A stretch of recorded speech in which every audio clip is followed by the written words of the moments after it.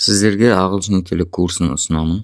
Осындай керемет приложение да болады. Степ 1, степ 2, степ 3 деп. Әрбір степ, яғни қадамның ішінде сабақтар болады. Бір қадам, бір стептің ішінде мысалы 5 видео, 6 видео сабақтар болады.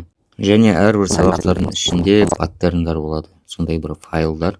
Сол файлда әрбір оққан ағылшын тіліндегі ережелерді паттерн системасымен сол ережелерді автоматизмге апаруға болады. Әзірше приложениеда 40 модуль бар. Соның өзі бірталай ережелерді қамтыған, бірақ алда тек қана 40 модуль емес, 200-300 модуль болады.